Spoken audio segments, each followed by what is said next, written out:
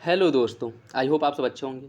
साथियों, हम लोग यूपी पीएससी 2024 के लिए प्रैक्टिस सेट सॉल्व कर रहे हैं और यह जो प्रैक्टिस सेट है वो टेस्ट नंबर 5 है, जिसके अंतर्गत हम लोग सामान्य अध्ययन पेपर फर्स्ट के महत्वपूर्ण प्रश्नों को सॉल्व करेंगे। तो यदि आप लोग चैनल पर नए हैं तो सब्सक्राइब कर लीजिए और बेल आइकन को प्रेस कर लीजिए, जिससे वीडियो के महत्वपूर्ण नोटिफिकेशन आप लोगों को मिलते रहें। प्रैक्टिस सेट सॉल्व करिए और देखिए आप लोगों के कितने क्वेश्चन सही हो रहे हैं। जो बहुत ज़्यादा आप लोगों को लगे इंपॉर्टेंट, जो फैक्ट लगे उसे नोट करिए। नोट करके उसे एक दो बार पढ़ेंगे तो आप लोगों को वो याद भी हो जाएगा। ठीक है, तो कॉन्सेप्ट क्लियर हो, उसके साथ साथ जो इम्पोर्टेंट फैक्ट हैं उनको भी याद करने की कोशिश करिए, क्योंकि यूपी पीसीएस में अभी भी फैक्ट से रिलेटेड क्वेश्चन, फैक्ट वाले क्वेश्चन जो है ठीक ठाक पूछे जाते हैं। तो आप लोग मेरे साथ बस बने रहिए। जो भी अच्छे प्रैक्टिस सेट हैं वो सब प्रैक्टिस सेट सॉल्व कराए जाएंगे और आप लोग पूरी ईमानदारी के साथ बस तैयारी करिए। और देखिए, हो सकता है कि एक दो दिन में कैलेंडर भी आ जाए और यूपी पीसीएस में जो सीट है वो लमसम, जैसे एक उम्मीद लगाई जा रही है कि वो सीट जो है बढ़ करके 700-800 हो चुके हैं। और 2018 के बाद ये पहली बार है कि यूपी पीसीएस की सीट्स में जो है इतनी ज़्यादा वृद्धि हुई है। ठीक है, तो आप लोग तैयारी बस अच्छे से करते रहिए, जिससे कि आप लोगों का सिलेक्शन प्री इस बार जो है किसी भी तरह से क्लियर हो, किसी भी तरह से क्लियर करना है। ठीक है, और उसके लिए ज़रूरी ये है कि आप कितना ज़्यादा जो है प्रैक्टिस कर रहे हैं। जो भी आपके नोट्स हैं उसे जो है रिवीजन करने के साथ साथ प्रैक्टिस सेट को ज़्यादा से ज़्यादा सॉल्व करिए और देखिए कौन सा सेक्शन आप लोगों का कमज़ोर है, जिस पर ध्यान देने की ज़रूरत है। ठीक है, और मैं भी कोशिश करूँगा कि जो भी अच्छे प्रैक्टिस सेट्स हैं मार्केट में, वो सारे प्रैक्टिस सेट्स एग्ज़ाम के पहले जो है कवर करा दिया जाए। उसके साथ साथ करेंट अफेयर वाला जो सेक्शन हो और आपके जीएस का, इन सब को प्रॉपर बहुत अच्छे से कवर किया जाएगा। ठीक है, तो चलिए इसी के साथ वीडियो की शुरुआत करते हैं। क्वेश्चन नंबर फर्स्ट देखिए, निम्नलिखित ऑक्साइडों में से कौन सा एक पानी में घुलनशील है? इसका जो सही आंसर है वो हो जाएगा ऑप्शन डी, Na2O। ये जो है आपका पानी में घुलनशील है। ऑप्शन डी इसका सही हो जाएगा। ठीक है, ऑप्शन डी हो जाएगा। वायुमंडलीय दाब पर वह ताप जिस पर कोई ठोस पिघल करके द्रव बन जाता है उसका गलनांक कहलाता है। किसी ठोस का गलनांक किसका सूचक होता है? अंतरा अणुक आकर्षण बलों की प्रबलता का, अंतरा अणुक विकर्षण बलों की प्रबलता का, आणविक द्रव्यमान का, या फिर आणविक अमाप का। इसका जो सही आंसर है वो हो जाएगा ऑप्शन ए। यह जो है अंतरा अणुक आकर्षण बलों की प्रबलता का क्या होता है? सूचक होता है। ऑप्शन ए सही हो जाएगा। हृदय संबंधी समस्याओं के निवारण हेतु किस समान स्वास्थ्य व्यक्ति के रक्त में क्या होना जरूरी है? कोलेस्ट्रॉल का निम्न स्तर, उच्च एचडीएल, उच्च वीएलडीएल, उच्च एलडीएल। इसमें जो है कूट के हिसाब से आपको सही आंसर का चयन करना है। 1 2 3 4 या फिर 1 2 3। इसका जो सही आंसर है वो हो जाएगा ऑप्शन ए, 1 और 2। कोलेस्ट्रॉल का निम्न स्तर होना चाहिए और उच्च एचडीएल होना चाहिए। ऑप्शन ए क्या हो जाएगा? सही हो जाएगा। हमारे चारों ओर पदार्थ का 3 भाग भिन्न भिन्न अवस्थाओं जैसे ठोस, द्रव और गैस में अस्तित्व में हो सकता है। उसकी संपीड्यता का सही अनुक्रम क्या होगा? इसकी देखिए, इसकी जो संपीड्यता का सही अनुक्रम है वो हो जाएगा आपका ऑप्शन बी, ठोस, द्रव और गैस। Option D, sorry option B जो है सही हो जाएगा। सौल वृक्ष कहाँ पाया जाता है? सौल वृक्ष जो है किस कटिबंध में पाया जाता है आपको बताना है। उष्ण कटिबंधीय सदाबहार वन का वृक्ष है, उष्ण कटिबंधीय अर्ध सदाबहार वन, शुष्क पर्णपाती वन, या आर्द्र पर्णपाती वन। इसका जो सही आंसर है वो हो जाएगा ऑप्शन डी, यह आर्द्र पर्णपाती वन का वनस्पति है। ठीक है, आर्द्र पर्णपाती वन की अगर हम बात करें, जहाँ वर्षा 150 से लेकर के 200 सेंटीमीटर के बीच होती है, वहाँ पर ऐसे वन पाए जाते हैं। और यह मुख्य रूप से ये जो वृक्ष है छत्तीसगढ़, मध्य प्रदेश, छोटा नागपुर का जो पठारी प्रदेश है, पूर्वी उड़ीसा है, वहाँ पर यह देखने को मिलता है। और यह मुख्य रूप से आर्थिक दृष्टि से अगर बात करें तो यह काफ़ी महत्वपूर्ण होता है। ठीक है, और सालवन की जो खासियत होती है, यह नमी को बनाए रखने में अपनी पत्तियों को ग्रीष्म काल से पहले ही क्या करता है? गिरा देता है। ज़्यादातर जो ग्रीष्मकालीन, या कह सकते हैं कि जो उष्ण कटिबंधीय पर्णपाती वन के जो वृक्ष होते हैं, उनकी विशेषता यही होती है कि वह ग्रीष्मकाल से पहले ही अपने पत्ते गिरा देते हैं। ठीक है, तो सॉल जो है इसी आपके उष्ण कटिबंधीय आर्द्र पर्णपाती वन का वनस्पति है। सही हो जाएगा ऑप्शन डी। स्प्रूस और देवदार सीडर, देवदार को सीडर भी कहा जाता है, या किस वन में पाए जाने वाली वृक्ष की किस्म है? इसका सही आंसर हो जाएगा ऑप्शन बी, शीतोष्ण शंकुधारी वन की वनस्पतियां हैं। ऑप्शन बी इसका सही हो जाएगा। ठीक है, और शीतोष्ण शंकुधारी वनों की बात करें तो हिमालय क्षेत्र में पाया जाता है और मुख्य रूप से 1800 से 3000 मीटर की ऊंचाई पर ऐसे वनस्पति जो है पाए जाते हैं, जिसमें मेपल हो गया, सिल्वर फर हो गया, बर्च हो गया। ठीक है, तो सही आंसर क्या हो जाएगा? ऑप्शन बी हो जाएगा। निम्नलिखित तत्वों में से कौन सा एक तनु HCl से अभिक्रियाशील न होने से H2 नहीं बनाएगा? इसका सही आंसर हो जाएगा option A, Hg। Option A सही हो जाएगा।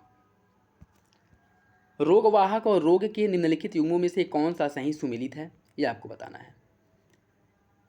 Anopheles malaria, Aedes aegypti chikungunya, स्ट्रेसीमक्खी फाइलेरिया, खटमल निद्रा रोग। इसमें बताना है कौन सा विकल्प सही है। कूट के हिसाब से सही आंसर का चयन करना है। इसका जो सही आंसर है वो हो जाएगा ऑप्शन ए।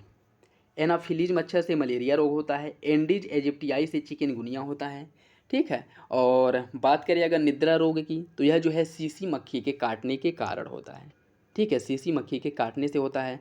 फाइलेरिया की बात करें तो यह बाउकेरिया बैंक्रप्टाई के कारण जो है फाइलेरिया होता है। सही आंसर क्या हो जाएगा, ऑप्शन बी हो जाएगा। डीएनए के संबंध में निम्नलिखित कथनों में से कौन सा कथन सही है। डीएनए सभी जीवित जीवों का आनुवांशिक पदार्थ होता है। डीएनए के सभी खंड प्रोटीन के संश्लेषण को कोडित करते हैं। नाभिकीय डीएनए प्रति सामान्य चलने वाली दो न्यूक्लियोटाइड श्रृंखलाओं से युक्त द्विकुंडली होता है। डीएनए माइटोकॉन्ड्रिया में पाया जाता है।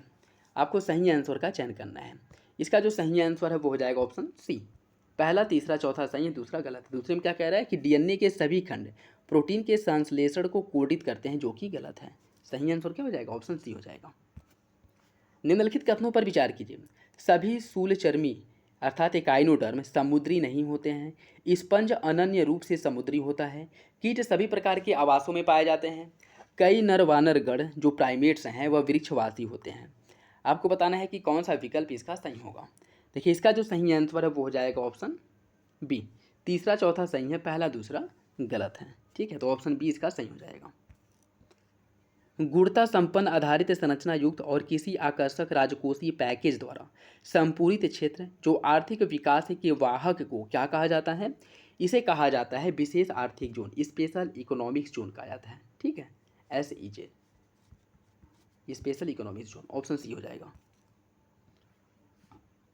कौन सी संस्था भारत के स्थलाकृतिक मानचित्र बनाती है। किस संस्था द्वारा भारत की जो स्थलाकृतिक मानचित्र है वह बनाया जाता है। इसका जो सही आंसर है वो हो जाएगा ऑप्शन सी। भारतीय सर्वेक्षण द्वारा जो है यह बनाया जाता है, ठीक है। देखिए भारत की स्थलाकृतिक मानचित्र बनाने का जो कार्य है वो भारतीय सर्वेक्षण विभाग जो है उसके पास है। तो सही आंसर क्या हो जाएगा, ऑप्शन सी हो जाएगा। जब किसी ठोस को गर्म करने पर वह सीधे ही गैस में परिवर्तित हो जाता है तो इस प्रक्रिया को क्या कहा जाता है।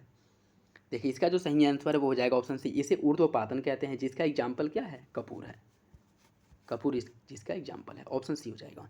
निम्नलिखित में से कौन सी एक अंतर्राष्ट्रीय सीमा रेखा नहीं है। ड्रेसडेन रेखा, डुरंड रेखा, मैगिनॉट रेखा या फिर 38वीं समानांतर रेखा। इसका जो सही आंसर है वो हो जाएगा ऑप्शन ए, ड्रेसडेन रेखा। यह एक अंतर्राष्ट्रीय सीमा नहीं है, जबकि डुरंड रेखा, मैगिनॉट रेखा और 38वीं रेखा यह क्या है, यह अंतर्राष्ट्रीय सीमा है। जिसमें डुरंड रेखा की बात करें तो यह पाकिस्तान अफगानिस्तान के बीच में है, ठीक है। मार्ट और इसके बाद जो है 38वीं समानांतर रेखा की बात करें तो यह उत्तरी कोरिया और दक्षिणी कोरिया के बीच में है। मैगिनॉट रेखा जो है यह जर्मनी और फ्रांस के बीच में है, ठीक।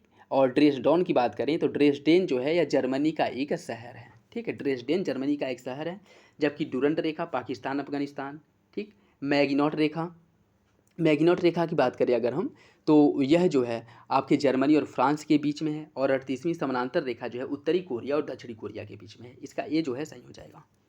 निम्नलिखित में से कौन सी एक भाप अंगार गैस है। इसका सही आंसर हो जाएगा ऑप्शन ए, कार्बन मोनोऑक्साइड और इसके साथ हाइड्रोजन के मिश्रण को मिलाने से भाप अंगार गैस का निर्माण होता है। ऑप्शन ए सही हो जाएगा। किसी तारे की दीप्ति किस पर निर्भर करती है।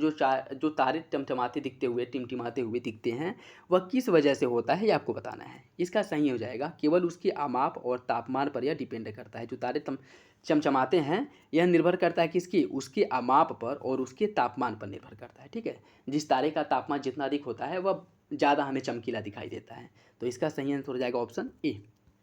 निम्नलिखित कथनों में से कौन सा सही है। मधुमक्खियों में नर अगुणित होते हैं, कर्मी वर्कर बंध्य और द्विगुणित होते हैं, रानी रॉयल जेली पर पोषित हुए द्विगुणित लार्वा से विकसित होती है, शहद नरों द्वारा संग्रहित निर्मित किया जाता है। इसका आपको बताना है कि कौन सा विकल्प जो है सही होगा। कूट के हिसाब से सही आंसर का चयन करना है। देखिए इसका जो सही आंसर है वो हो जाएगा ऑप्शन सी। पहला दूसरा तीसरा सही है, चौथा गलत है। शहद नरों द्वारा संग्रहित किया जाता है, जो कि गलत है। शहद का जो संग्रह किया जाता है वो जो मादा मधुमक्खी होती हैं उनके द्वारा शहद का संग्रह होता है। तो सही आंसर क्या हो जाएगा, ऑप्शन सी हो जाएगा। अमरकंटक पहाड़ी निम्नलिखित में से किस नदी या किन नदियों के स्रोत हैं। इसका सीधा सा मतलब ये है कि अमरकंटक नदी से कौन सी नदियाँ उद्गम होती हैं, ये आपको बताना है। नर्मदा, महानदी, ताप्ती या फिर सोन। देखिए इसका जो सही आंसर है वो हो जाएगा ऑप्शन डी, पहला, दूसरा, चौथा। नर्मदा, महानदी और सोन, इन नदियों का उद्गम जो है अमरकंटक पहाड़ी से होता है। ठीक है। और इसमें अगर हम बात करें ताप्ती नदी की, ताप्ती नदी का जो उद्गम है वो मध्य प्रदेश के बैतूल जिले में महादेव पहाड़ी से होता है। ठीक है। जबकि अन्य सभी नदियों का उद्गम जो है अमरकंटक पहाड़ी से होता है। इसका सही आंसर हो जाएगा ऑप्शन डी। उत्तरी गोलार्ध के संदर्भ में निम्नलिखित कथनों में से कौन सा कथन सही है? वसंत विषुव 21 मार्च को होता है, उत्तरी अयनात 22 दिसंबर को, शरद विषुव 23 सितंबर को और दक्षिणी अयनात 21 जून को होता है। इसमें बताना है कौन सा विकल्प आपका सही है। इसका सही आंसर हो जाएगा ऑप्शन बी, पहला तीसरा सही है, पहला तीसरा सही है। वसंत विषुव जो है 21 मार्च को होता है, शरद विषुव जो है 23 सितंबर को होता है। तो ऑप्शन बी इसका सही हो जाएगा। कांच का कोई बर्तन जल में लबालब भरा है और इस पर एक ढक्कन कसकर लगा होता है, तब इसे कुछ घंटे के लिए परिस्थिति अर्थात फ्रीजर के अंदर रख दिया जाता है। निम्नलिखित में से क्या होने की प्रत्याशा है, मतलब कौन सी घटना होने की उम्मीद है? जल बर्फ के रूप में जम जाएगा और बर्फ का बोतल नीचे हो जाएगा, कांच के उस बर्तन का जल बर्फ के रूप में सिर्फ जम जाएगा, जल के बर्फ के रूप में जमने से होने वाले प्रसार के कारण कांच का बर्तन टूट जाएगा, या जल बिल्कुल भी नहीं जमेगा। इसका सही आंसर क्या होगा? इसका जो सही आंसर है वो हो जाएगा आपका ऑप्शन सी। पूरी तरह से अगर कांच का बर्तन पानी से भरा हो तो इस स्थिति में जो बर्फ में कन्वर्ट होगा तो वह क्या होगा? कांच का जो बोतल है वो टूट जाएगा। ऑप्शन सी हो जाएगा। मान लीजिए आपके पास ए, बी, सी और डी से चिन्हित 4 परख नलियाँ हैं। ए में सादा जल है, बी में किसी क्षार का विलयन है, सी में किसी अम्ल का विलयन है और डी में सोडियम क्लोराइड का विलयन है। इन विलयनों में से कौन सा एक फिनोफ्थैलिन विलयन को गुलाबी कर देगा? इसका सही आंसर हो जाएगा आपका ऑप्शन बी, विलयन बी। ऑप्शन बी जो है इसका सही हो जाएगा। भारत में करेवा के रूप में जाना जाने वाली हिमानी वेदिकाएं निम्नलिखित में से कहाँ पाई जाती हैं? करेवा जो एक प्रकार की आपकी भूमि है वो कहाँ पे पाई जाती है? इसका जो सही आंसर है वो हो जाएगा आप ऑप्शन बी, झेलम घाटी में। और करेवा मुख्य रूप से केसर की कृषि जो है, केसर की कृषि हो गया, बादाम और सेब, इनकी कृषि जो है जम्मू कश्मीर की करेवा भूमि में ही होता है। ठीक है। और यह जो है आपके झेलम निक्षेप, झेलम का झेलम घाटी जो है वहाँ पे इनका निक्षेप पाया जाता है। ठीक। तो सही आंसर हो जाएगा ऑप्शन बी। निम्नलिखित में से कौन से पदार्थ खाद्य सामग्री में विद्यमान होने पर स्वास्थ्य के लिए हानिकारक होते हैं? पीड़कनाशी अवशिष्ट, सीसा, मेटेनिल, एला या फिर पारा, मरकरी। इसका जो सही आंसर है वो हो जाएगा ऑप्शन डी। सभी विकल्प आपके सही हैं। ऑप्शन डी हो जाएगा। संरचनात्मक रूप से मेघालय क्षेत्र किसका भाग है? मेघालय जो है किसका भाग है? इसका सही आंसर हो जाएगा ऑप्शन बी, मेघालय जो है दक्कन के पठार का भाग है। ऑप्शन बी इसका सही हो जाएगा। दो पिंड हैं ए और बी, यह दोनों समान वेग से गति कर रहे हैं। पिंड बी का जो द्रव्यमान है पिंड ए के द्रव्यमान का 2 गुना है। इस संदर्भ में निम्नलिखित में से कौन सा कथन सही होगा? इसका जो सही आंसर है वो हो जाएगा ऑप्शन ए, बी का जो संवेग है ए के संवेग का 2 गुना होगा। ऑप्शन ए सही है। निम्नलिखित में से आम घरेलू उपयोग की कौन सी वस्तु या वस्तुएं विस्फेनॉल निर्मुक्त करती हैं जो अंतःस्रावी विदारक और मानव स्वास्थ्य के लिए हानिकारक होता है? स्टील के बर्तन, प्लास्टिक के कॉफ़ी मग, एल्यूमिनियम के बर्तन, प्लास्टिक की जल संग्रहण बोतल। इसका जो सही आंसर है वो हो जाएगा ऑप्शन सी, 2 और 4। 2 और 4, प्लास्टिक के कॉफ़ी का मग और प्लास्टिक के जल संग्रहण बोतल। ऑप्शन सी हो जाएगा। सूर्य ग्रहण के दौरान कौन सी स्थिति उत्पन्न होती है? सूर्य ग्रहण के दौरान जो है सूर्य और पृथ्वी के बीच में चंद्रमा के आ जाने से सूर्य ग्रहण होता है। जब जो है सूर्य की रोशनी पृथ्वी तक नहीं पहुंच पाती है और चंद्रमा बीच में आ जाता है, इस स्थिति को हम लोग क्या कहते हैं? सूर्य ग्रहण कहते हैं। ऑप्शन बी सही हो जाएगा। ठीक। नागार्जुन सागर परियोजना निम्नलिखित नदियों में से किस एक पर स्थित है? नागार्जुन सागर बांध की अगर हम बात करें तो इसका निर्माण जो है कृष्णा नदी पर किया गया है। कृष्णा नदी पर नागार्जुन सागर का बांध का निर्माण किया गया। ठीक है। तो ऑप्शन बी हो जाएगा। त्वरण की एसआई यूनिट क्या होती है? त्वरण का जो एसआई मात्रक है वह मीटर सेकेंड स्क्वायर होता है। ठीक है। ऑप्शन बी हो जाएगा। निम्नलिखित कथनों पर विचार कीजिए। राजमहल उच्च भूमि लावा के पठार निक्षेपों से बना है। बुंदेलखंड नाइस भारत के प्राचीनतम आद्य महाकल्पीय शैलों की ये निर्मित हुआ है।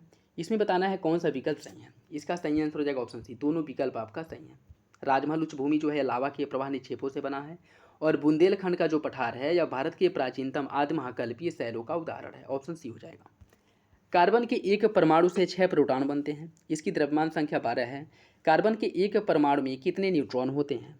इसका सही आंसर हो जाएगा ऑप्शन बी। इसमें जो है 6 न्यूट्रॉन होते हैं, ऑप्शन बी। निम्नलिखित में से कौन सी एक अपचायी अभिक्रिया है? कौन सी एक अपचायी अभिक्रिया है?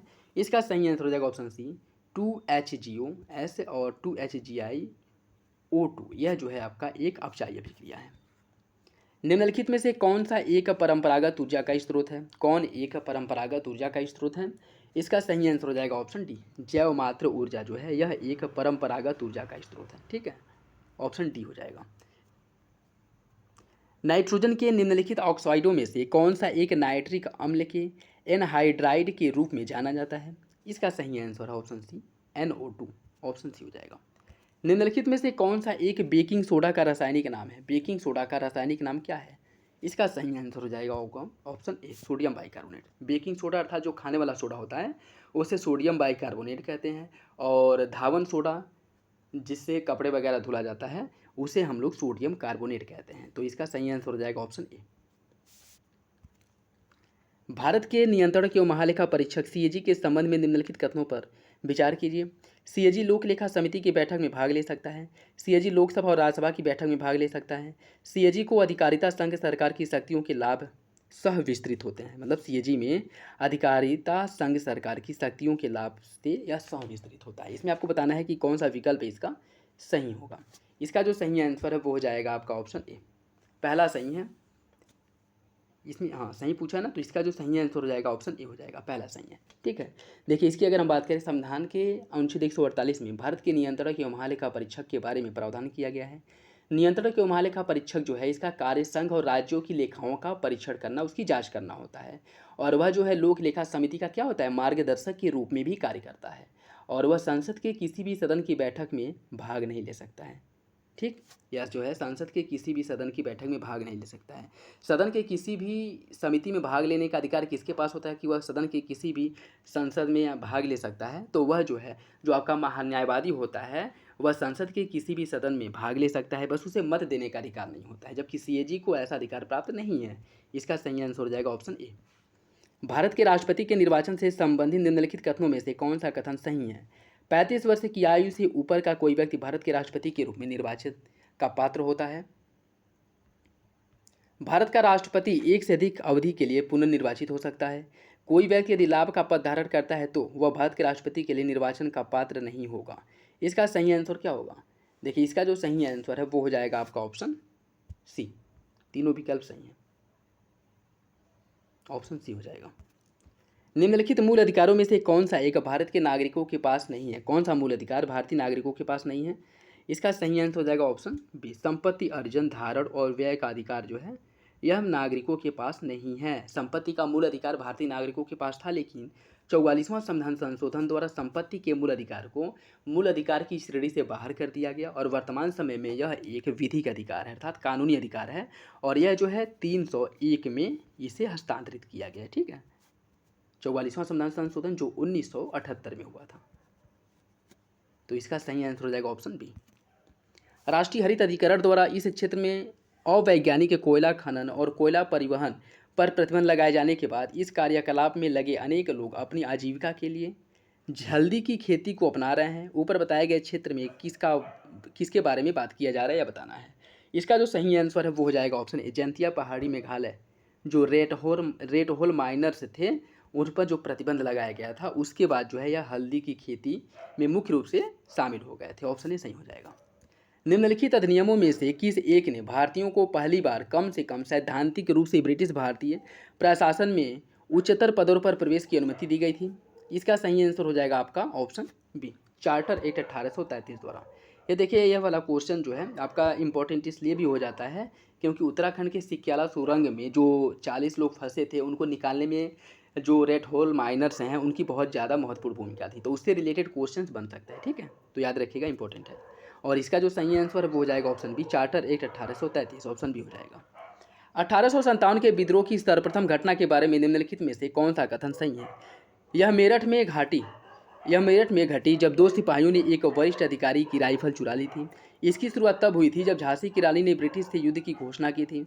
इसकी शुरुआत तब की गई थी जब मंगल पांडे ने मेरठ में एक यूरोपीय अधिकारी पर गोली चला दी थी, या फिर इसकी शुरुआत तब हुई थी जब मंगल पांडे ने बैरकपुर में एक यूरोपीय अधिकारी पर गोली चलाई थी।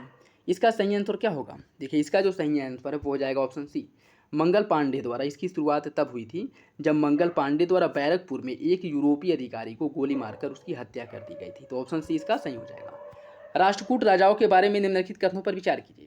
वे शैवमत अर्थात शैव धर्म के संरक्षक थे और धर्म के अन्य रूपों का भी इनके द्वारा समर्थन, इनके धर्म के जो अन्य रूप हैं उनका समर्थन इनके द्वारा नहीं किया गया था, मतलब उनको संरक्षण नहीं दिया गया था। उन्होंने केवल संस्कृत विद्वानों को बढ़ावा दिया और उन्हें बृहत अनुदान दिया। इसका बताना है आपको कौन सा विकल्प जो है सही होगा। देखिए इसका जो सही आंसर है वो हो जाएगा ऑप्शन डी, दोनों विकल्प गलत हैं। इनके द्वारा जो है, इसकी अगर हम बात करें तो इसमें देखिए इनके द्वारा जो है राष्ट्रकूट राजाओं ने ब्राह्मण और जैन दोनों ही धर्मों को आश्रय दिया था और इनके अंतर्गत जो धार्मिक सहिष्णुता थी, अर्थात यह अन्य धर्मों के प्रति भी सहिष्णु थे। और राष्ट्रकूट शासकों की अगर हम बात करें, इन्होंने जैन धर्म के विकास में महत्वपूर्ण भूमिका निभाई थी और इसमें राष्ट्रकूट शासक जो अमोघ वर्ष था वह जैन धर्म का अनुयायी था और जिसने जैन आचार्य, इसके जो आचार्य थे वह जैन आचार्य गुरु थे। और राष्ट्रकूट राजाओं ने कन्नड़ भाषा और साहित्य को संरक्षण दिया था। ठीक है, कन्नड़ भाषा और साहित्य को संरक्षण दिया गया था इनके द्वारा और इनके द्वारा कन्नड़ के साथ साथ संस्कृत का भी विकास किया गया। ठीक है, और जो अमोघ वर्ष है वह कन्नड़ भाषा का प्रसिद्ध काव्यग्रस्त था जिसे कविराज मार्ग की उपाधि दी गई थी और कविराज मार्ग की रचना जो है अमोघ वर्ष द्वारा ही किया गया था कन्नड़ भाषा में। ठीक है, तो ये याद रखिएगा, ये राष्ट्रकूट शासकों के बारे में कुछ इंपॉर्टेंट है, याद रखिएगा, ऑप्शन डी हो जाएगा। निम्नलिखित में से कौन सा कथन गांधी जी द्वारा 1909 में लिखी गई हिंद स्वराज के बारे में सही है? हिंद स्वराज भारतीय राष्ट्र की एक सभ्यता परक संकल्प का प्रस्तुत करता है। हिंद स्वराज यह स्पष्ट करता है कि भारतीयों की दुर्दशा में सुधार के लिए संसदीय लोकतंत्र आवश्यक है। हिंद स्वराज यह तर्क देता है कि औद्योगिक पूंजीवाद समाज की अनैतिकता के लिए उत्तरदायी है। इसका सही आंसर क्या होगा? इसका जो सही आंसर है वो हो जाएगा ऑप्शन सी, पहला तीसरा सही दूसरा गलत है। हिंद स्वराज यह स्पष्ट करता है कि भारतीयों की दुर्दशा में सुधार के लिए संसदीय लोकतंत्र आवश्यक है, ऐसा इसमें कोई प्रावधान नहीं किया गया था। ठीक है, ऑप्शन सी हो जाएगा। भारत में सूफीमत के बारे में निम्नलिखित में से कौन सा कथन सही है? सूफी संतों की मज़ारों पर जियारत के नाम से की जाने वाली तीर्थ यात्रा एक महत्वपूर्ण विशेषता है। भारत में सूफियों का सर्वप्रथम प्रभावशाली समूह चिश्ती था। इसका सही आंसर हो जाएगा ऑप्शन सी, दोनों विकल्प जो है वो सही है।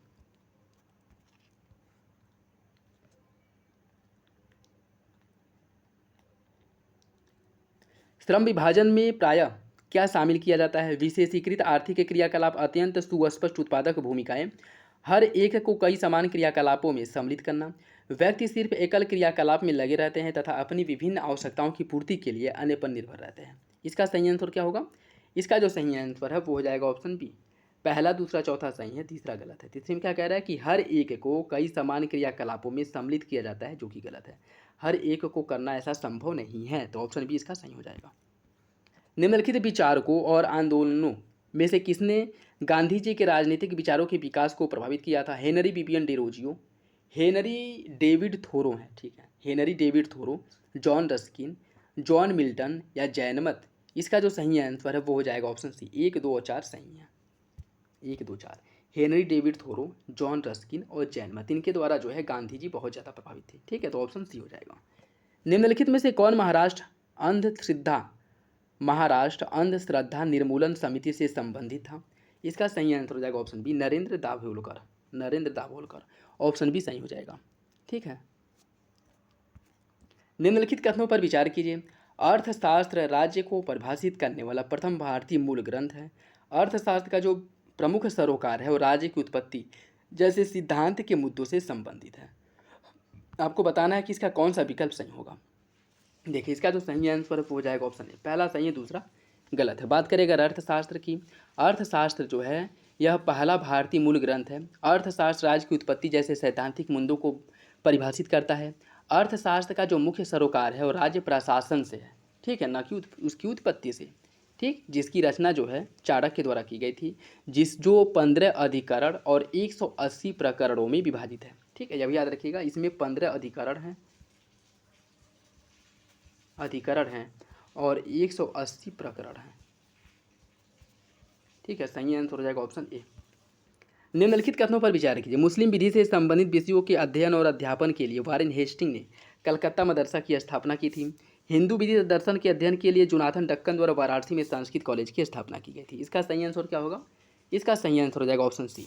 ठीक, 1781 ईस्वी मुस्लिम मुस्लिम विश्वविद्यालय की स्थापना की गई थी। वारेन हेस्टिंग द्वारा कलकत्ता में मुस्लिम मदरसे की स्थापना की गई थी। और 1792 ईस्वी में जोनाथन डक्कन ने बनारस में संस्कृत कॉलेज की स्थापना की थी। दोनों विकल्प सही हैं। निम्नलिखित में से कौन सा भारत सरकार द्वारा हाल ही में प्रारंभ की गई एकीकृत विद्युत विकास योजना का घटक है? इसका जो सही आंसर है क्या होगा? इसका सही आंसर हो जाएगा ऑप्शन ए, शहरी क्षेत्र में अवसंरचना जो सब ट्रांसमिशन और वितरण नेटवर्क है, इसको सशक्त बनाने का जो कार्य किया गया है। ऑप्शन ए हो जाएगा। संयुक्त राष्ट्र के उद्देश्य के बारे में निम्नलिखित में से कौन सा कथन सही है? इसका कूट के हिसाब से आपको सही आंसर का चयन करना है। राष्ट्रों के बीच एक दूसरे की संस्कृति और साहित्य के प्रति परस्पर समादर विकसित करना, आर्थिक, सामाजिक, सांस्कृतिक और मानवीय स्वरूप वाली समस्याओं के समाधान में अंतर्राष्ट्रीय सहयोग प्राप्त करना, विभिन्न देशों में विद्वानों तथा शिक्षकों के बीच संबंध विकसित करना, अंतर्राष्ट्रीय सम्मेलनों का आयोजन करना। इसका जो सही आंसर है वो हो जाएगा ऑप्शन सी, आर्थिक, सामाजिक, सांस्कृतिक और मानवीय स्वरूप वाली समस्याओं के समाधान में अंतर्राष्ट्रीय सहयोग प्राप्त करना, यह इसका मुख्य उद्देश्य है। ऑप्शन सी हो जाएगा। ब्रह्म समाज के बारे में निम्नलिखित में से कौन सा कथन सही है? 1872 का ब्रह्म विवाह अधिनियम अंतरजातीय और विधवा पुनर्विवाह की अनुमति सिर्फ तभी देता था जब संविदाकारी पक्ष खुद को गैर हिंदू घोषित करे। केशव चंद्र सेन ने अपनी अवयस्क पुत्री का विवाह वर्धवास के महाराजा के साथ आयोजित किया था। केशव चंद्र सेन के अनुयायियों ने उनसे अलग होकर के नव ब्रह्म समाज की स्थापना की। 19वीं शताब्दी में ब्रह्म समाज एक छोटे अभिजन समूह से बढ़कर के जन आंदोलन बन गया था। इसका सही आंसर क्या होगा? देखिए, इसका जो सही आंसर है वो हो जाएगा ऑप्शन ए, पहला सही है।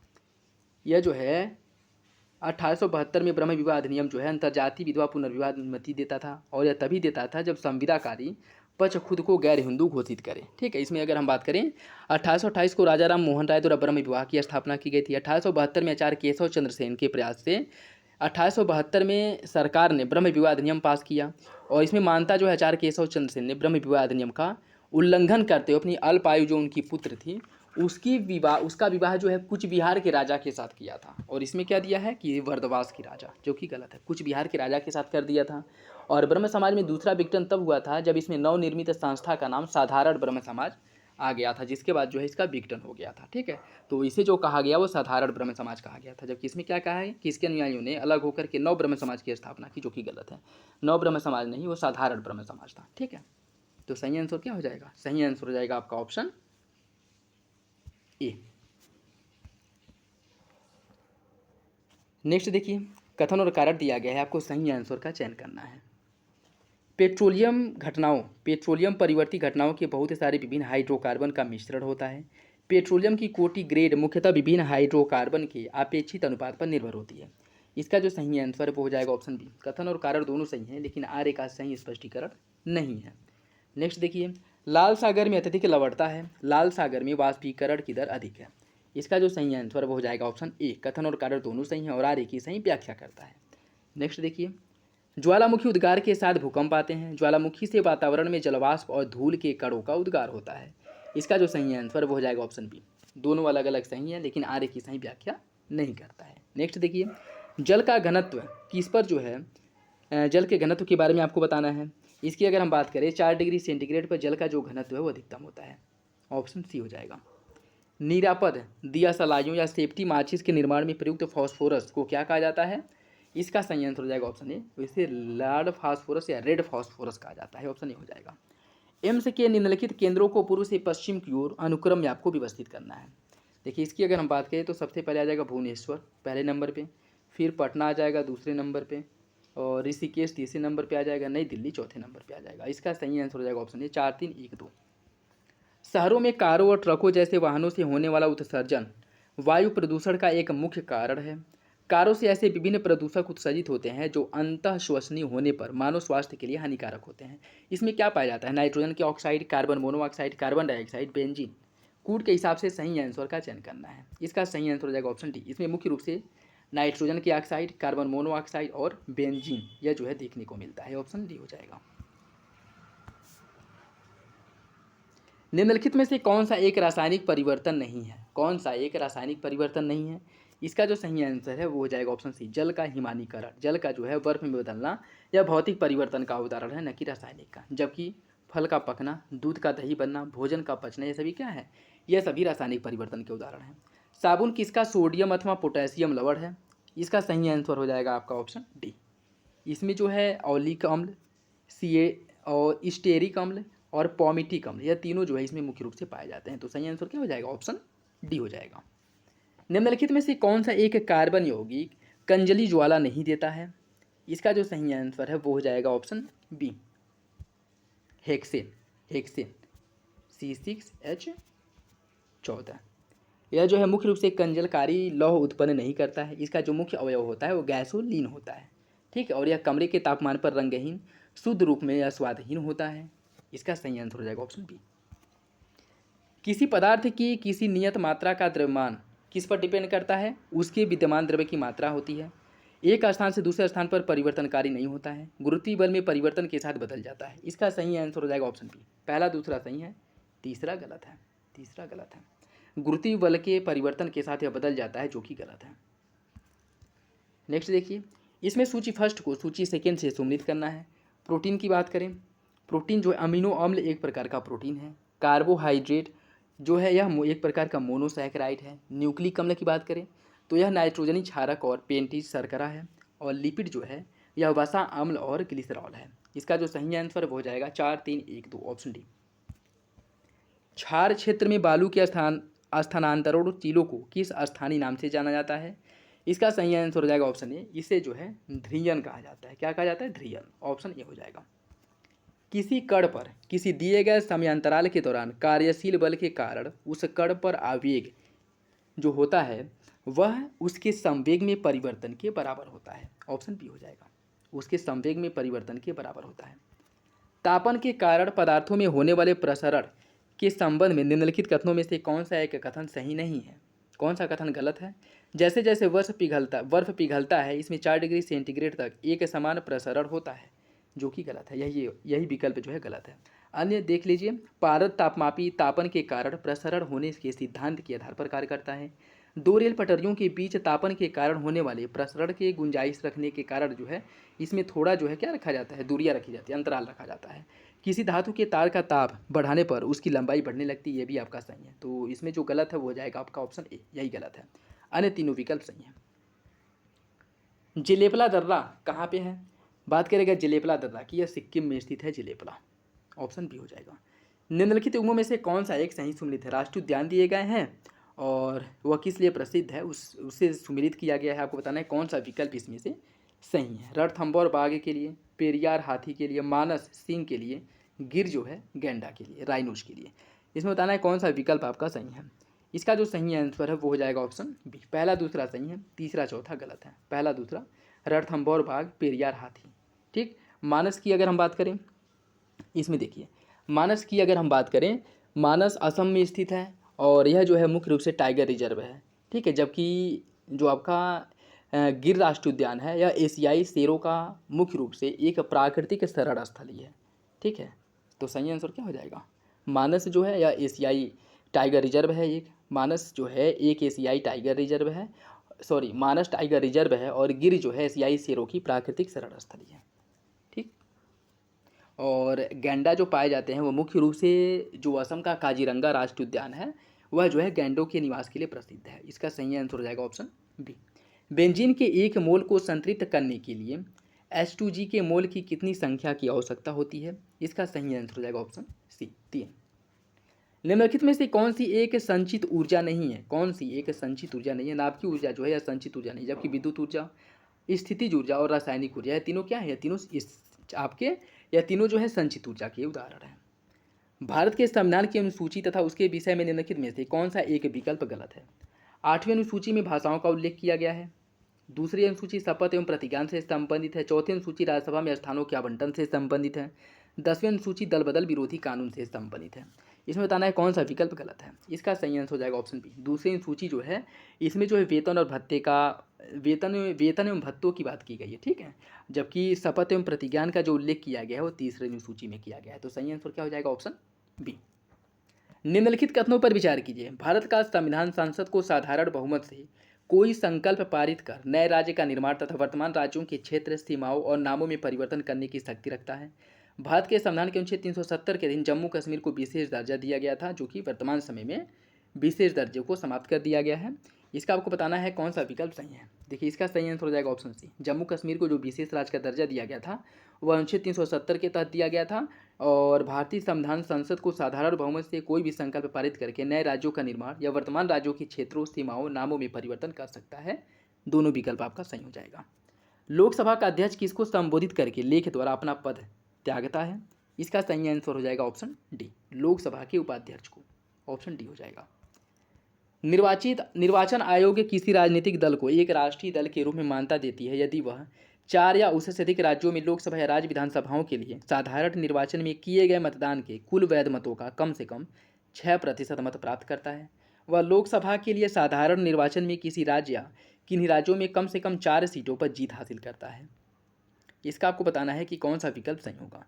देखिए इसका जो सही आंसर है वो हो जाएगा ऑप्शन सी। दोनों विकल्प सही हैं, दोनों विकल्प सही हैं, ऑप्शन सी हो जाएगा। अच्छा, आप लोग कमेंट बॉक्स में बताइएगा कि वर्तमान समय में कितनी ऐसी दल हैं जिन्हें राष्ट्रीय दल का दर्जा प्राप्त है। ठीक है, अभी जो चुनाव आयोग का हाल ही में मतलब कुछ समय पहले एक वो आया था जिसमें जो है 3 पार्टियों, जो 3 दल हैं उनके राष्ट्रीय दल का दर्जा छीन लिया गया था और आम आदमी पार्टी को राष्ट्रीय दल का दर्जा दिया गया था। इसके बाद जो है टोटल कितने राष्ट्रीय दल हैं ये आपको लोग बताइएगा कमेंट बॉक्स में, इंपॉर्टेंट है। ठीक है, निम्नलिखित में से कौन सा बचपन बचाओ आंदोलन का संस्थापक था? बचपन बचाओ आंदोलन का संस्थापक थे Kailash Satyarthi. Option B, Nobel पुरस्कार विजेता भी हैं। तो सही आंसर क्या हो जाएगा? ऑप्शन बी हो जाएगा। और इन्हें जो है 2014 में शांति का नोबेल पुरस्कार भी दिया गया था। ऑप्शन बी हो जाएगा। निम्नलिखित में से कौन सा एक विकास कार्य नीति के नेहरू महालनोबिस मॉडल पर उस पर जो है आधारित नहीं है? पूंजीगत माल के उद्योग का विकास, अर्थव्यवस्था में राज्य की प्रमुख अंतर्भावितता, सार्वजनिक क्षेत्र में औद्योगिक डीरेगुलेशन और विनिवेश, सार्वजनिक क्षेत्र के विस्तार और महत्व में वृद्धि।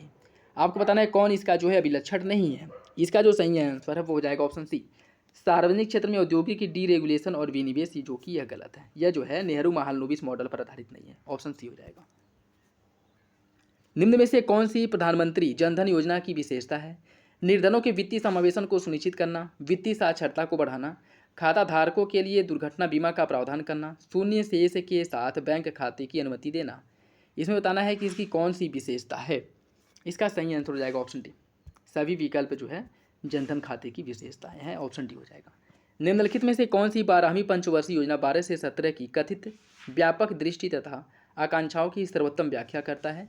इसका सही आंसर हो जाएगा ऑप्शन ए, तीव्रता धारणी और अधिक समावेशी समृद्धि। ऑप्शन ए हो जाएगा।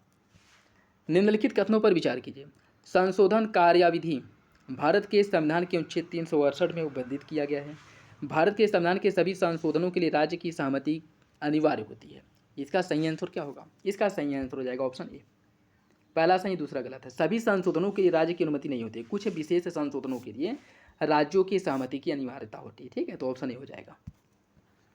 नभः स्पृशम दीप्तम किसका आदर्श वाक्य है? इसका जो सही आंसर हो जाएगा ऑप्शन बी, भारतीय वायुसेना का। यह हाल ही में बहुत ज़्यादा चर्चा में था, भारतीय वायुसेना, याद रखिएगा, इंपॉर्टेंट है। ऑप्शन बी इसका सही हो जाएगा। मरुस्थल, उर्वर मैदान और मध्य रूप से वनाच्छादित पर्वत भारत के निम्नलिखित क्षेत्रों में से किस एक की लाक्षणिक विशेषता है? अरब सागर के साथ साथ दक्षिण पश्चिमी सीमा, कोरोमंडल तट, उत्तर पूर्वी सीमांत क्षेत्र या फिर उत्तर पश्चिमी सीमा। इसका जो सही आंसर है वो हो जाएगा ऑप्शन डी, उत्तर पश्चिमी भारत। ऑप्शन डी सही है। निम्नलिखित में से किसने प्रतिपादित किया कि भाग्य ही सब कुछ निर्धारित करता है, मनुष्य इसमें असमर्थ है? जैनियों ने, बौद्धों ने, आजीवकों ने, मीमांसाओं ने। इसका जो सही आंसर है वो हो जाएगा ऑप्शन सी, आजीवक संप्रदाय द्वारा निर्धारित किया गया था, यह मत दिया गया था कि जो कुछ होता है वह भाग्य के द्वारा होता है और मनुष्य कुछ भी करने में असमर्थ है। और आजीवक संप्रदाय के जो संस्थापक थे वो मक्खली गोसाल थे। ठीक है, ऑप्शन सी हो जाएगा। भगवान बुद्ध ने निम्नलिखित 4 आर्य सत्यों का प्रतिपादन किया। नीचे दिए कुर का प्रयोग करके उन्हें सही क्रम में लगाना है आपको। और इसका देखिए जो सही आंसर है, सबसे पहले क्या आ जाएगा इसमें? महात्मा बुद्ध ने माना था कि दुख है, मतलब दुख है, यह पहले नंबर पे आ जाएगा। उसके बाद दुख का कारण है, दुख है तो उसका कारण भी तो होगा, यह दूसरे नंबर पे आ जाएगा। ठीक, और इसका जो निरोध है वो भी तो होगा। इसके साथ साथ इसका जो मार्ग है उसकी भी बात की गई थी। तो दुख है, दुख का कारण है, दुख का निरोध है, और दुख का जो निरोध मार्ग है, दुख का निरोध मार्ग है वो भी है, दुख निरोध प्रतिपदा। इसका जो सही आंसर है वो हो जाएगा ऑप्शन 1 4 2 3, ऑप्शन ए हो जाएगा। Option A. नेक्स्ट है देखिए, उपनिषदों के प्रति नेहरू की श्रद्धा नहीं थी, उनकी दृष्टि वैज्ञानिक थी। इसका सही आंसर क्या होगा? इसका जो सही आंसर है वो हो जाएगा ऑप्शन डी। पहला गलत है, दूसरा सही है। नेहरू की दृष्टि वैज्ञानिक थी, लेकिन ऐसा नहीं है कि उपनिषदों के प्रति इनकी श्रद्धा नहीं थी। ठीक है, तो पहला गलत है, दूसरा सही है, ऑप्शन डी सही हो जाएगा। आदि शंकराचार्य द्वारा स्थापित 4 मठ कहाँ कहाँ पे स्थापित किए गए थे? इनके द्वारा जो स्थापित मठ थे वो जोशीमठ, द्वारका, पुरी और श्रृंगेरी में थे। ऑप्शन सी हो जाएगा। चाणक्य अपने बचपन में किस नाम से जाने जाते? चाणक्य के बचपन का जो नाम था वह विष्णुगुप्त था। ऑप्शन सी हो जाएगा। चुनारगढ़ में अनूप वेदिका जिनकी है वे कौन है? इसका सही आंसर है वो हो जाएगा ऑप्शन बी, वे है भर्तृहरि। Option B. नेक्स्ट देखिए, मोहम्मद तुगलक की प्रतीक मुद्रा टोकन करेंसी जो है यह योजना असफल सिद्ध हुई।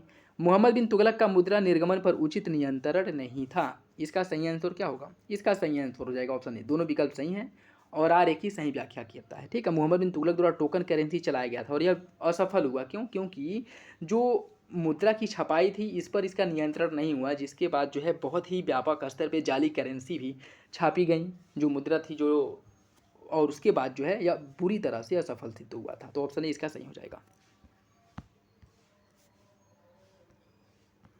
सर्वेंट ऑफ इंडिया सोसाइटी के संस्थापक कौन थे? इसकी स्थापना की गई थी गोपाल कृष्ण गोखले द्वारा। कब किया गया था? 1905 में किया गया था। ठीक, तो ऑप्शन डी हो जाएगा। भारत में अंग्रेजों ने प्रथम मदरसा कहाँ स्थापित किया था? भारत में अंग्रेजों द्वारा जो प्रथम मदरसा की स्थापना की गई थी वह कोलकाता में की गई थी। अभी ऊपर ही इससे रिलेटेड क्वेश्चन हम लोग सॉल्व किए हैं, जो वारेन हेस्टिंग्स द्वारा 1781 में भारत के पहले मदरसे की स्थापना की गई थी। नेक्स्ट देखिए, निम्नलिखित में से किसके पक्षकार नेहरू थे किंतु गांधी नहीं थे? इसका सही आंसर हो जाएगा ऑप्शन डी। नेहरू जो है भारी औद्योगिकरण के पक्षधर थे, जबकि महात्मा गांधी भारी औद्योगिकरण के विरोधी थे। ठीक है, तो ऑप्शन डी इसका सही हो जाएगा। महात्मा गांधी की अगर हम बात करें तो वह ग्रामीण उद्योगों को प्राथमिकता देते, जो जो कुटीर उद्योग है उसको जो है बढ़ावा देने की बात करते थे, जबकि जो नेहरू थे वह भारी औद्योगिकरण के पक्षधर थे। ठीक है, नाथुला दर्रा किस राज्य में है? नाथुला दर्रा जो है यह सिक्किम में है। निम्न में से कौन अनुषंगी नगर है? सैटेलाइट टाउन जो है किसे कहा जाता है? इसका सही आंसर जो है वो हो जाएगा आपका ऑप्शन सी, गाजियाबाद को सैटेलाइट सिटी कहा जाता है, जो मुख्य रूप से किसके पास है? आपके दिल्ली से सटा हुआ नगर है और इसे जो है सैटेलाइट सिटी के नाम से जाना जाता है। यह कुछ और दर्रे हैं, इन्हें आप देख लीजिए। जैसे अगर बात करें हम जम्मू कश्मीर में कौन से दर्रे हैं? काराकोरम, जोजिला, पीर पंजाल, बनिहार और बुर्जिला, यह जम्मू कश्मीर में है। हिमाचल प्रदेश में है शिवकिला, रोहतांग और बारालाचला। उत्तराखंड में है लिपुलेख, माना नीति। सिक्किम में नाथुला है, जेलेपला है। अरुणाचल प्रदेश में है बोमडीला, यांग्याप और दिफू। और मणिपुर में है तुजू। इसका सही आंसर क्या हो जाएगा? Option C. नेक्स्ट देखिए, निम्नलिखित में से कौन सा युग में सुमेलित है? कौन सा युग में सुमेलित है, यह आपको बताना है। इसका जो सही आंसर है वो हो जाएगा ऑप्शन डी, पनानगुडी। यह तमिलनाडु में है, जबकि अन्य विकल्प आपके गलत हैं। ठीक है, पनानगुडी जो है तमिलनाडु राज्य में स्थित है। ठीक है, सही आंसर हो जाएगा ऑप्शन डी। निम्नलिखित भारतीय नदियों में से कौन एस्चुअरी बनाती है? किसके द्वारा जो है एस्चुअरी का निर्माण किया जाता है? इसका जो सही आंसर वो हो जाएगा ऑप्शन सी, तापी नदी जो है जो आपकी पश्चिम की ओर प्रवाहित होती है, इसके द्वारा एस्चुअरी का निर्माण किया जाता है। ठीक है, जबकि गोदावरी, कावेरी और महानदी इनके द्वारा जो है डेल्टा का निर्माण किया जाता है। ऑप्शन सी सही हो जाएगा। भारत का निम्नलिखित में से कौन सा क्षेत्र उच्च तीव्रता की भूकंपीय मेखला में नहीं आता है? उच्च तीव्रता की भूकंपीय मेखला में कौन नहीं आता है? इसका जो सही आंसर वो हो जाएगा ऑप्शन बी, कर्नाटक पठार जो है भूकंपीय मेखला की उच्च तीव्रता वाले क्षेत्र के अंतर्गत नहीं आता है, जबकि उत्तराखंड, कच्छ और हिमाचल प्रदेश यह उच्च तीव्रता के भूकंपीय मेखला के अंतर्गत आता है। ठीक है, ऑप्शन बी इसका सही हो जाएगा। भारत के किस राज्य में मानसून का आगमन सबसे पहले होता है? इसका जो सही आंसर है वो हो जाएगा आपका ऑप्शन डी, केरल में। केरल में ऑप्शन डी हो जाएगा। पर्यावरण से अभिप्राय क्या है? पर्यावरण की अगर हम बात करें तो इसके अंतर्गत भूमि, जलवायु, पौधे, पशुओं की प्राकृतिक दुनिया जो इनके चारों ओर अस्तित्व बनाए रखती है, सही है। उन संपूर्ण दशाओं का योग जो व्यक्तियों को एक समय बिंदु पर घेरे हुए होता है, ये भी सही है। भौतिक, जैविकी एवं सांस्कृतिक तत्वों की अंतः क्रियात्मक व्यवस्था जो अंतः संबंधित होती है, भी सही है। तीनों विकल्प सही है, तो सही आंसर क्या हो जाएगा? Option D. पर्यावरणीय अपकर्ष, इन्वायरमेंटल डिग्रेडेशन से अभिप्राय है, इससे क्या अभिप्राय है? देखिए, इसकी अगर हम बात करें, इसमें पर्यावरणीय गुणों का पूर्ण रूप से निम्नीकरण होता है। मानवीय क्रियाकलापों से विपरीत परिवर्तन लाना, अर्थात जो पर्यावरण जो है उसमें हस्तक्षेप करना। पारिस्थितिकी विभिन्नता के परिणामस्वरूप पारिस्थितिकी असंतुलन, यह सभी जो है इसके पर्यावरणीय अपकर्षण या इन्वायरमेंटल डिग्रेडेशन के उदाहरण हैं। ऑप्शन डी हो जाएगा। नेक्स्ट देखिए, पृथ्वी पर चंद्रमा पृष्ठ का केवल एक फलक ही दिखाई देता है। अपने अक्ष पर चंद्रमा की घूर्णन का काल उसकी पृथ्वी के चारों ओर घूमने के काल के बराबर होता है। इसका सही आंसर क्या होगा? इसका सही आंसर हो जाएगा ऑप्शन ए, कथन और कारण दोनों सही है और आगे की सही व्याख्या करता है। निम्नलिखित नदियों में से किनके स्रोत बिंदु लगभग एक ही हैं? इसका जो सही आंसर है वो हो जाएगा ऑप्शन सी, ब्रह्मपुत्र और सिंधु, इनका जो स्रोत बिंदु है वह लगभग एक ही है। ऑप्शन सी जो है इसका सही हो जाएगा। ठीक है, जिसमें बात करें सिंधु नदी के, अगर इनका प्रमुख नदी इस प्रकार है, जैसे सिंधु को सतलुज नदी, सिंधु की सहायक नदी सतलज, ब्रह्मपुत्र की यांगटीसी, हांगहो, इरावदी नदी, मेकांग नदी, ये सभी ब्रह्मपुत्र और सिंधु नदी का जो उद्गम स्थल तिब्बत के पठार की मानसरोवर झील के निकट से होता है। ठीक है, सही आंसर जो है वो हो जाएगा आपका ऑप्शन सी हो जाएगा। वायुमंडल में ओजोन परत वर्षा करती है प्रदूषण, इसकी अगर हम बात करें, इसका सही आंसर हो जाएगा ऑप्शन सी, परावैंगनी विकिरण से पृथ्वी पर जीवन की रक्षा करता है। ऑप्शन सी हो जाएगा। किसी जगह का स्थानीय समय 6 प्रातः है जबकि ग्रीनविच मीन टाइम 3 बजा है, इस जगह की देशांतरीय रेखा क्या होगी? इसका जो सही आंसर है वो हो जाएगा आपका ऑप्शन बी, 45 डिग्री पूर्वी, 45 डिग्री पूर्वी हो जाएगा। ठीक है, देखिए अगर हम बात करें एक देशांतर पे 4 मिनट की वृद्धि होती है। ठीक, एक देशांतर पे 4 मिनट की वृद्धि होती है, तो अगर कितना है आपका 3 घंटे की वृद्धि हो रही है, तो 15 देशांतर पे क्या होगा, 15 चौको 60, 1 घंटे की वृद्धि होगी और टोटल जो है 3 घंटे की वृद्धि हो रही है। ठीक, तो 15 तियाँ 45, क्या हो जाएगा 45। और इसकी अगर बात कर रहा है कि किस देशांतर पे होगा, तो यह जो है पूर्वी देशांतर पर होगा। ठीक है, क्योंकि इसमें क्या कह रहा है कि इसमें जो है किसी स्थान का समय 6 बजा है जबकि ग्रीनविच पे 3 बजा है। ठीक है, तो इसके पहले का है तो कहाँ पे होगा, पूर्व में होगा। ऑप्शन बी हो जाएगा। निम्नलिखित भारतीय द्वीपों में से कौन सा द्वीप भारत एवं श्रीलंका के मध्य में है? इसका सही आंसर क्या होगा? एलिफेंटा, निकोबार, रामेश्वर या फिर सालचेत। देखिए इसका जो सही आंसर है वो हो जाएगा आपका ऑप्शन सी, रामेश्वर। सबसे अधिक ऊंचाई पर स्थित दूरबीन वेधशाला कौन है? सबसे अधिक ऊंचाई पर स्थित दूरबीनी वेधशाला जो है भारत में है। भारत के कहाँ पे है? उत्तराखंड राज्य में स्थित है। अंतर्राष्ट्रीय संधियों को भारत के किस भाग अथवा संपूर्ण भारत में लागू करने के लिए संसद कोई भी कानून बना सकता है? सभी राज्यों की सहमति से, बहुसंख्य राज्य की सहमति से, संबंधित राज्य की सहमति से या बिना किसी राज्य की सहमति से? इसका सही आंसर हो जाएगा ऑप्शन डी, बिना किसी राज्य की सहमति से अंतर्राष्ट्रीय संधियों शांति समझौतों को लागू करने के लिए संसद द्वारा कानून बनाया जा सकता है। ऑप्शन डी सही हो जाएगा। लोकसभा द्वारा विचारार्थ भेजे गए वित्त विधेयक को राज्यसभा अधिकतम कितने समय तक रोक सकता है? इसका जो सही आंसर हो जाएगा ऑप्शन डी, 14 दिन तक, अधिकतम 14 दिनों तक रोक सकता है। भारतीय संविधान सभा के प्रथम दिन के अधिवेशन की अध्यक्षता किसके द्वारा की गई थी? इसका जो सही आंसर है वो हो जाएगा ऑप्शन डी, सच्चिदानंद सिन्हा द्वारा। ऑप्शन डी सही है। भारत के प्रथम विधि अधिकारी के रूप में कौन जाना जाता है? भारत के जो पहले विधि अधिकारी थे वो भारत के महान्यायवादी को जाना जाता है, जिसका जो प्रावधान है भारतीय संविधान के अनुच्छेद 76 में जो है महान्यायवादी का उल्लेख किया गया है।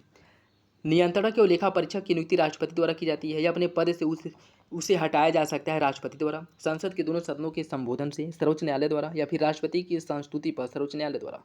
इसका जो सही आंसर है वो हो जाएगा ऑप्शन बी, संसद के दोनों सदनों के संबोधन पर राष्ट्रपति द्वारा जो है इसे हटाया जा सकता है। और इसका जो उल्लेख है संविधान के 148 अनुच्छेद 148 में किया गया है। लाभ के पद का निर्णय कौन करता है?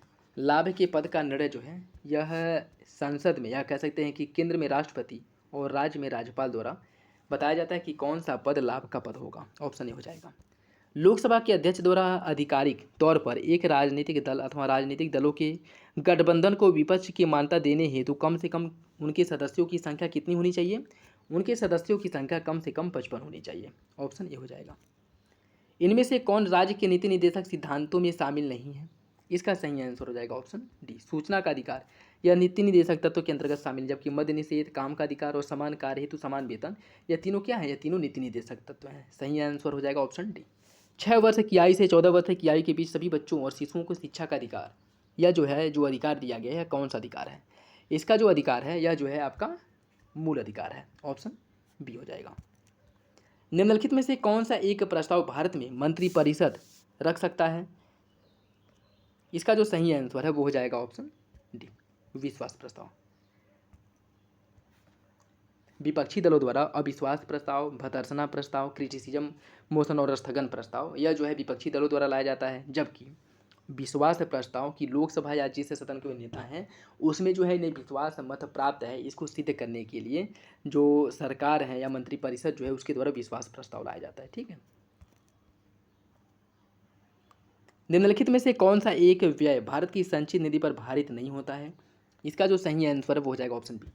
भारत के उपराष्ट्रपति के वेतन एवं भत्ते जो है यह भारत की संचित निधि पर भारित नहीं होते हैं। ठीक है, जबकि अन्य विकल्प जो है वो सही है।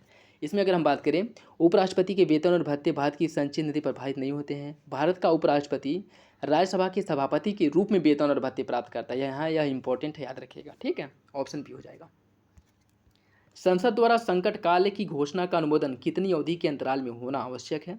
इसका सही आंसर है ऑप्शन बी, 1 महीने के अंतर्गत। जो राष्ट्रीय आपातकाल है इसका अनुमोदन जो है 1 महीने के अंदर होना चाहिए। ठीक है, जो युद्ध, बाह्य आक्रमण या फिर से सशस्त्र विद्रोह के आधार पर होता है। राष्ट्रपति शासन और वित्तीय आपातकाल की घोषणा का जो अनुमोदन है वह 2 माह के अंदर होता है, जबकि राष्ट्रीय आपातकाल का अनुमोदन 1 महीने के अंदर। दोनों याद रखिएगा, इंपॉर्टेंट है। ठीक है, नेक्स्ट देखिए, संसद तथा राज्य विधानमंडलों की स्वतंत्र तथा निष्पक्ष चुनाव कराने की शक्ति एक स्वतंत्र इकाई अर्थात निर्वाचन आयोग को दी गई है। निर्वाचन आयुक्तों को पद से हटाने का अधिकार कार्यपालिका के पास है। इसका सही आंसर क्या होगा? इसका सही आंसर हो जाएगा ऑप्शन सी। पहला सही, दूसरा गलत है। कार्यपालिका के पास इनको हटाने का कोई भी अधिकार नहीं है, तो 20 गलत हो जाएगा। ऑप्शन सी इसका सही है। निम्नलिखित में से किस भौगोलिक क्षेत्र को अनुसूचित क्षेत्र घोषित करने का संवैधानिक अधिकार किसके पास होता है? इसका जो सही आंसर है वो हो जाएगा ऑप्शन डी। राष्ट्रपति जो है इसके पास ये अधिकार होता है कि यह किसी भौगोलिक क्षेत्र को अनुसूचित क्षेत्र घोषित करे। ऑप्शन डी हो जाएगा। आयात एवं निर्यात पर लगाए जाने वाले कर को किस नाम से जाना जाता है? इसका सही आंसर हो जाएगा ऑप्शन सी, सीमा कर।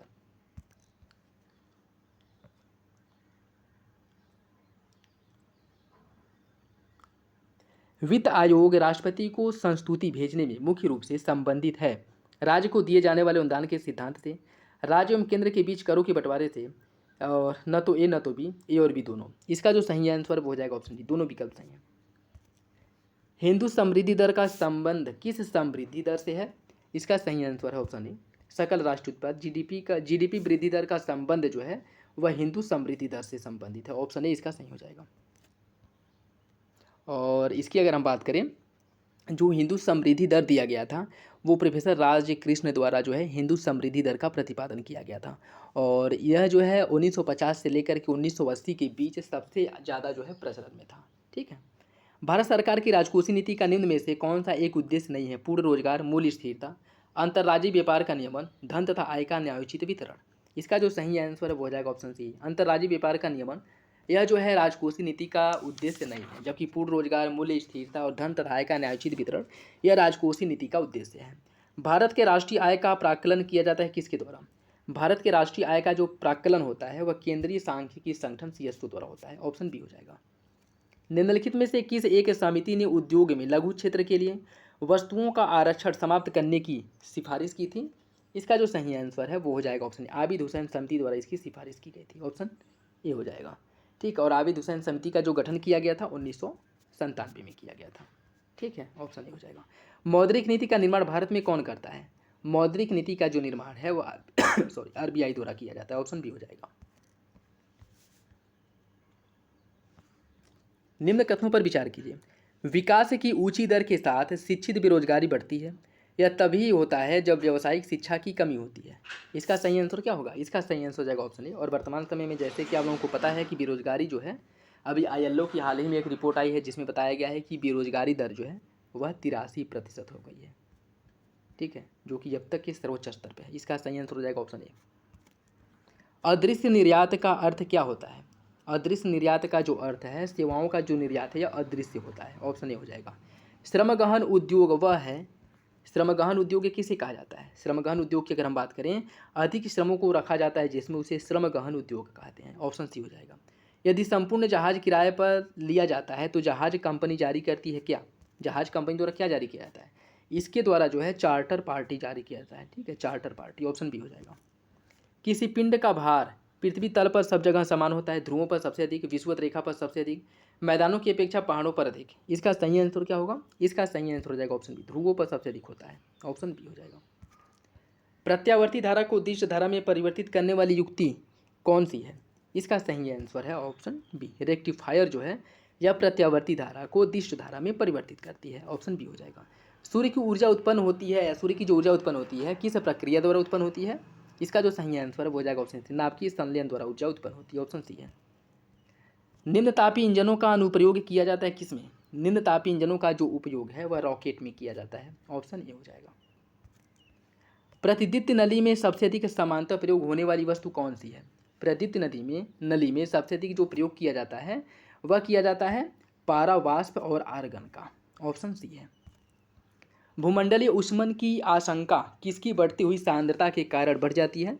इसका सही आंसर है ऑप्शन डी, कार्बन डाइऑक्साइड की सांद्रता जैसे जैसे बढ़ती है भूमंडलीय ऊष्मन या कह सकते हैं भूमंडलीय जो ग्रीन हाउस इफेक्ट है वो भी उसमें भी वृद्धि होती है, ठीक है, ऑप्शन बी डी जो है सही हो जाएगा। सोयाबीन में नत्रजन स्थिरीकरण फिक्सिंग नाइट्रोजन के लिए जिम्मेदार बैक्टीरिया कौन सी है? इसका सही आंसर हो जाएगा option B, rhizobium japonicum, rhizobium japonicum, ठीक है। देखिए इसमें अगर हम बात करें सोयाबीन में राइजोबियम जैपोनिकम है, तीन पतिया घास में राइजोबियम ट्राइफोली है, लुकरने में राइजोबियम मेलिलोथी है और गुन्नेर मैक्रोफाइला में नोस्टॉक मस्कोरम है, ठीक है, यह बैक्टीरियाएं पाई जाती हैं। इसका सही आंसर हो जाएगा ऑप्शन बी। फसल लॉगिंग विधि क्या है? फसल लॉगिंग विधि की अगर हम बात करें तो यह फसल उत्पादन के लिए पोषक तत्वों को आवश्यकता जानने के लिए एक विश्लेषण है, ऑप्शन बी सही हो जाएगा। हम हल्दी पौधे के किस भाग से प्राप्त करते हैं? हल्दी जो है पौधे के तने वाले अर्थात स्टीम से प्राप्त होता है, ऑप्शन ए हो जाएगा। उत्तर प्रदेश और मध्य प्रदेश राज्य में संयुक्त राजघाट नदी घाटी परियोजना लागू की गई है, यह किस नदी पर बनाया गया है? इसका सही आंसर हो जाएगा ऑप्शन डी, बेतवा नदी पर, और यह जो है बहुत ज़्यादा चर्चा में था और बजट 2023 में इसके द्वारा जो है कुछ फंड का आवंटन भी किया गया था, ठीक है, तो ऑप्शन डी इसका सही हो जाएगा। उत्तर प्रदेश में विशिष्ट आर्थिक जोन स्थापित किए जा रहे हैं कहाँ पे? उत्तर प्रदेश में जो विशिष्ट आर्थिक जोन है वो मुरादाबाद, कानपुर, नोएडा और ग्रेटर नोएडा में इन्हें जो है विशेष आर्थिक जोन, स्पेशल इकोनॉमिक जोन के रूप में डेवलप किया जा रहा है, ऑप्शन डी हो जाएगा। उत्तर प्रदेश को विभाजित किया गया है 11 सदस्य जलवायु क्षेत्र में, 9 सदस्य जलवायु क्षेत्र में, या फिर 7 या उपरोक्त में से कोई नहीं। देखिए इसका जो सही आंसर है वो हो जाएगा ऑप्शन बी, उत्तर प्रदेश को 9 सदस्य जलवायु क्षेत्रों में बांटा गया है, ऑप्शन बी सही है। नेक्स्ट देखिए, प्राचीन भारत में संगम क्या था? प्राचीन भारत में संगम जो है क्या था ये आपको बताना है। प्राचीन भारत में जो संगम था वह तमिल कवियों का संघ या एक मंडल था, ऑप्शन ए सही है। वह सुल्तान जिसने पहली बार हिंदू धर्म ग्रंथों का फारसी भाषा में अनुवाद कराने का कार्य प्रारंभ किया था, इसका सही आंसर हो जाएगा ऑप्शन डी, फिरोज शाह तुगलक द्वारा सर्वप्रथम यह कार्य कराया गया था, ठीक है, ऑप्शन डी जो है इसका सही हो जाएगा। नेक्स्ट देखिए, निम्नलिखित पर्वत शिखरों में से कौन उत्तराखंड में स्थित नहीं है? कौन उत्तराखंड में स्थित नहीं है ये आपको बताना है। इसका जो सही आंसर वो हो जाएगा ऑप्शन डी, नंगा पर्वत या उत्तराखंड में नहीं, जबकि बंदरपूछ, कामेत और दूनागिरी यह तीनों आपके उत्तराखंड में स्थित हैं, ठीक है, तो याद रखिएगा, इंपॉर्टेंट है। नंगा पर्वत की अगर हम बात करें तो नंगा पर्वत को कातिल चोटी के नाम से भी जाना जाता है, ठीक है, इसका सही आंसर हो जाएगा ऑप्शन डी। भारत के निम्नलिखित तटों में से किस पर औसत समुद्र तट मापा जाता है? इसका जो सही आंसर है वो हो जाएगा आपका ऑप्शन बी, चेन्नई में। ओजोन ह्रास का प्रमुख कारण क्या है? ओजोन ह्रास का जो प्रमुख कारण है वह क्लोरोफ्लोरोकार्बन CFC है, CFC है, ऑप्शन डी सही हो जाएगा। निम्नलिखित में से अम्ल वर्षा के लिए कौन उत्तरदायी है? अम्ल वर्षा के लिए सल्फर डाइऑक्साइड और नाइट्रोजन के ऑक्साइड मुख्य रूप से अम्ल वर्षा के लिए उत्तरदायी है, ऑप्शन सी सही है। परितंत्र शब्द का प्रयोग 1935 में सर्वप्रथम किसके द्वारा किया गया था? परितंत्र शब्द का प्रयोग सर्वप्रथम जो है एजी टांसले ने परितंत्र शब्द का प्रयोग किया था 1935 में। तो ये था आज का last question. I hope video आप लोगों को अच्छा लगा होगा। वीडियो पसंद है तो लाइक करिए, चैनल पे नए हैं तो सब्सक्राइब कर ले। वीडियो से रिलेटेड किसी क्वेश्चन से रिलेटेड कोई भी डाउट हो कमेंट बॉक्स में कमेंट करके पूछ सकते हैं। इसका PDF भी आप लोगों को टेलीग्राम चैनल पे प्रोवाइड करा दिया जाएगा, वहाँ से डाउनलोड करके और प्रैक्टिस कर सकते हैं। जिस क्वेश्चन में डाउट हो उसे जो है एक बार और सॉल्व कर सकते हैं। तो चलिए मिलते हैं अगले वीडियो में, तब तक के लिए धन्यवाद।